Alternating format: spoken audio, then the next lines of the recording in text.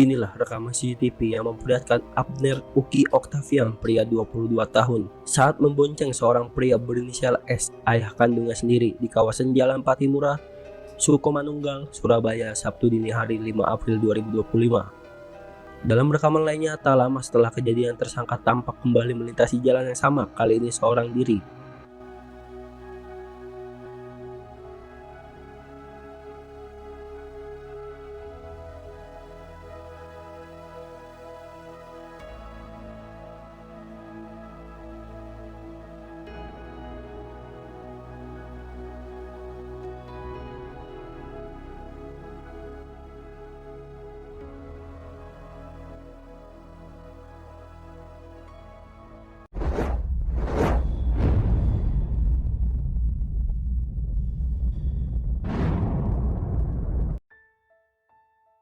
Assalamualaikum, apa kabar semuanya? Ketemu lagi dengan Artia. Terima kasih yang sudah klik dan nonton video ini. Jadi kisah ini bermula pada Sabtu 5 April 2025 sekitar pukul 4 subuh.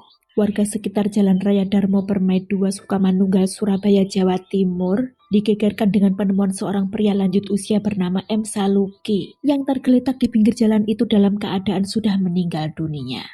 Ketika ditemukan terdapat luka berdarah di bagian belakang kepala, kepala sebelah kiri dan dahi, juga patah tulang belakang pada tubuh pria lansia tersebut. Warga sekitar lokasi yang awalnya mengira jika pria itu telah menjadi korban kecelakaan, lantas melaporkan kepada aparat setempat. Di mana tak lama kemudian petugas dari Polsek Sukomanunggal pun datang melakukan evakuasi terhadap korban, dibawa ke kamar mayat Rumah Sakit Bayangkara Surabaya. Korban atas nama M. Saluki adalah seorang pria berusia 65 tahun, warga Jalan Pahang Tanjung Perak Cabean Cantikan, Surabaya, Jawa Timur. Saluki diketahui merupakan pengusaha atau juragan jual beli mobil bekas yang memiliki 4 orang anak. Anak pertama M. Saluki bernama Abner Uki Octavian berusia 22 tahun. Dulu bekerja sebagai anggota pelayaran, tapi kemudian dipecat karena terlibat kasus penyelundupan solar pada tahun lalu. Setelah tak lagi bekerja di pelayaran, Abner lalu sesekali membantu ayahnya dalam bisnis jual beli mobil bekas.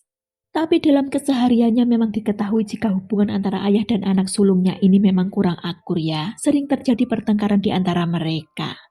Nah, Abner ini ceritanya beberapa bulan lalu baru melangsungkan pernikahan dengan pesta yang cukup meriah. Tapi di sini tidak dijelaskan ya, pesta pernikahan tersebut diadakan di rumah pengantin pria atau di rumah pengantin wanita. Namun yang pasti usai pesta pernikahan tersebut dilangsungkan, Abner masih memiliki tanggungan kekurangan pembayaran vendor pernikahan sebesar 25 juta rupiah.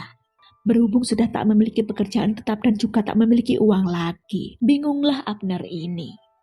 Terlebih ketika mengadu pada sang ayah, Saluki ayahnya malah memarahinya. Sepertinya ayahnya sudah merasa kesal pada putra sulungnya itu karena sejak awal sudah diingatkan. Usia masih muda, pekerjaan pun sedang tidak punya. Kok nekat nikah? Dan lagi kalau memang tidak ada cukup biaya, kenapa harus mengadakan pesta besar-besaran? Padahal sudah diingatkan sebelumnya, tapi Abner tetap ngeyel. Karena sudah kepepet tagihan hutang vendor pernikahan, Abner diam-diam lalu nekat gadekan mobil Toyota Fortuner milik ayahnya, lantas uangnya digunakan untuk membayar kekurangan biaya pesta pernikahannya. Beberapa hari kemudian, Saluki yang merasa tak lagi melihat salah satu mobilnya itu lalu bertanya pada Abner, di mana mobil itu, yang awalnya dijawab oleh Abner dengan berbagai alasan. Tapi setelah 2 minggu mobil itu tak kunjung terlihat, Saluki sang ayah lantas mendesak putra sulungnya itu agar mengakui di mana mobil itu. Ketika itulah Abner ngaku jika mobil sudah digadekannya untuk menutup kekurangan biaya pesta pernikahan. Tentu saja sang ayah yang mendengar itu seketika murka. Saluki lantas memaksa putra sulungnya itu agar mengantarkannya untuk menemui orang yang sudah gade mobil tersebut, berniat untuk menebusnya kembali. Abner kemudian mengajak sang ayah ke Jakarta dengan alasan untuk menemui orang yang gade mobil tersebut. Tapi setibanya di Jakarta dengan kurang ajarnya, tega-teganya Abner malah meninggalkan ayahnya di sana. Sehingga sang ayah pun lalu pulang sendirian ke rumah. Alhasil setelah kejadian tersebut, hubungan antara ayah dan anak ini semakin sering cekcok. Saluki sang ayah yang sudah marah mengatakan bahwa bisa tidak bisa, mobil itu harus bisa ditebus kembali. Hingga tibalah pada Sabtu dini hari tanggal 5 April 2025 sekitar pukul 1 dini hari. Abner lagi-lagi mengajak sang ayah untuk menemui penggadai mobil tersebut. Kali ini menurut Abner, mereka janjian akan ketemu di parkiran minimarket kawasan Kerembangan, Surabaya. Ketika itu ia membonceng sang ayah dengan motor Scoopy miliknya menuju ke lokasi. Tapi setelah tiba di lokasi dan ditunggu cukup lama, orang yang gade mobil tak kunjung datang juga. Karena ternyata itu lagi-lagi hanya akal-akalan Abner saja, sebab ia enggan mengembalikan mobil pada sang ayah. Setelah sempat marah dan menggerutu pada Abner, ayah dan anak itu pun lantas memilih pulang. Tapi setibanya di rumah, pertengkaran hebat pun tak lagi dapat dihindarkan.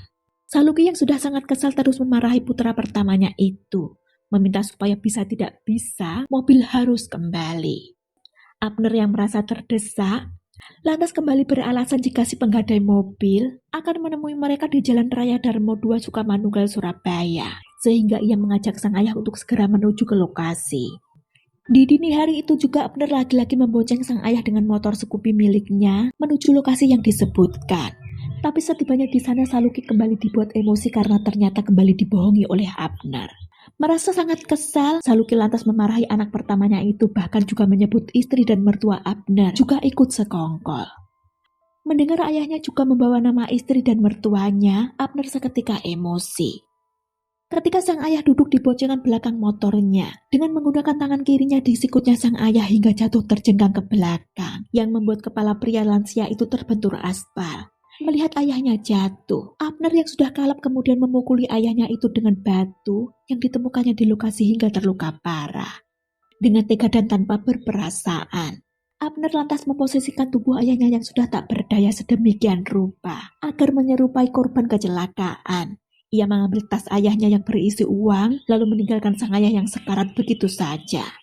Setibanya di rumah sekitar pukul 6 pagi, Abner berakting, menceritakan pada keluarganya jika sang ayah telah mengalami kecelakaan sambil menangis meraung-raung. Tapi keluarga merasa aneh, karena dalam tangisnya tak ada air mata yang jatuh.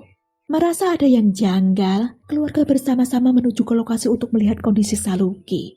Tapi setibanya di lokasi ternyata sudah ada petugas kepolisian yang telah mengevakuasi korban, membawanya ke kamar mayat Rumah Sakit Bayangkara, Surabaya. Ketika itulah keluarga menyampaikan pada polisi jika sepertinya ada yang janggal. Karena itu sebagai upaya untuk mengungkapkannya, lalu dilakukanlah otopsi terhadap korban. Sementara ketika itu Abner yang turut datang ke rumah sakit tetap beralibi jika ayahnya mengalami kecelakaan, bahkan masih berakting menangis meratapi kepergian sang ayah. Tapi berkat kejelian polisi yang melihat gelagat mencurigakan dari anak korban ini, maka terus dilakukan pengawasan terhadapnya, serta dimintai keterangan lebih lanjut. Abner yang mulai merasa terpojok juga alibinya mulai dicurigai. Sempat berusaha kabur dari rumah sakit, tapi berhasil digagalkan petugas kepolisian yang langsung meringkusnya. Setelah tak bisa lagi beralasan, akhirnya pria 22 tahun ini mengakui perbuatannya yang telah dengan sengaja menghabisi ayah kandungnya sendiri lantaran merasa kesal dan sakit hati. Ayahnya itu semasa hidup memang kerap berkata dan bersikap kasar padanya. Hingga puncaknya setelah ia diam-diam menggadaikan mobil milik sang ayah, hubungan mereka semakin memburuk. Masih dari keterangan pelaku, ia nekat menghabisi ayahnya karena emosi sang ayah sepanjang perjalanan terus menyalahkannya. Puncaknya ketika sang ayah menyangkut pautkan istri dan mertuanya dalam masalah kurangnya biaya pesta pernikahan sampai masalah gade mobil. Sementara itu dari hasil otopsi terhadap korban, diketahui penyebab kematiannya akibat lemas kekurangan oksigen. Terdapat luka berdarah akibat kekerasan benda tumpul pada sisi depan dahi, kepala samping kiri, dan belakang sebelah kiri. Selain itu juga ada patah tulang kepala belakang dan beberapa luka lain di bagian tubuh serta kaki pria itu.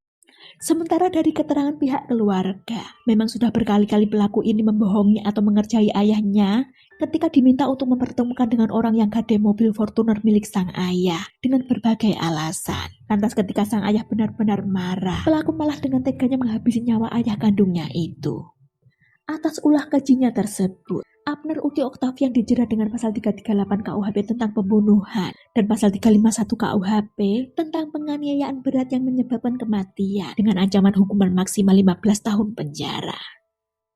Nah, salah satu hikmah atau pembelajaran yang bisa kita ambil dari kasus ini adalah tidak perlu gedein gengsi ya, menikah itu murah kok. Yang mahal adalah gengsinya. Sekian kisah ini, terima kasih waktunya, jaga diri, see you.